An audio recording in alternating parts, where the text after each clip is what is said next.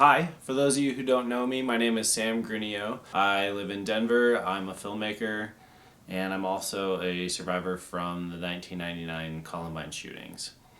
Columbine Wounded Minds is a documentary project that I've been working on for a while now that has been documenting my journey as a survivor to help find a better solution for long-term healing for those who suffer through traumatic events. What I perceived happened and what actually happened are two different things. It frightens me now that I blacked out. I think for any of us that survived that day, yourself included, I mean, it's survivor's guilt. Why did certain people die and we did not?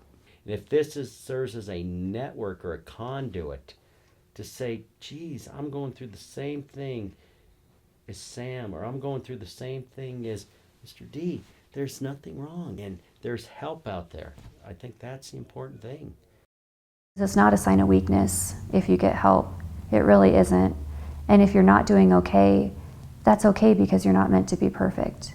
In an ideal world, I would like to have unlimited resources for people who need it, unlimited counseling for the rest of their lives anytime they need it.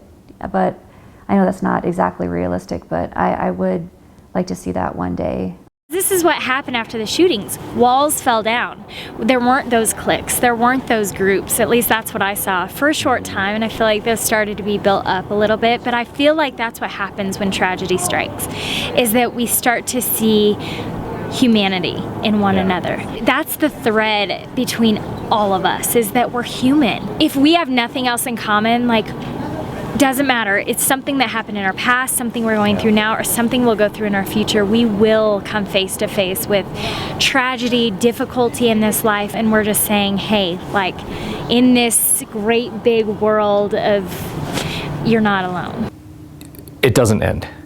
It doesn't end. It's an everyday thing. When an incident happens, at first, everybody rallies, everybody's there, everybody's supportive, everybody does what they can to help. But as time goes on, it's the people to offer assistance and help that make things worth it. And I think when you can offer this, not just now, 10 years from now, why can't it still be offered to whoever needs it? You know what happened in Littleton, Colorado today. What would bring a young person or persons to do such an act? Do you remember how hard it was to grow up? No one had an easy time growing up. No one in this room had an easy time growing up. Life throws a lot of curveballs and questions at you. And where does a young person go to get some solid answers, And if you can't go to your mom and dad or some kind of keeper that you have, where are you going to get it from? So these kids, they're just kind of cut loose in the great American, in nowhere land to figure it out. If I had a word to describe all the things that I think of your mind, it would be contrary to the things that you find in the dictionary. I can't explain, just another thing that you can't read. And like me, can't you see? We're just complex weaves of everything. Combine, you're part of me.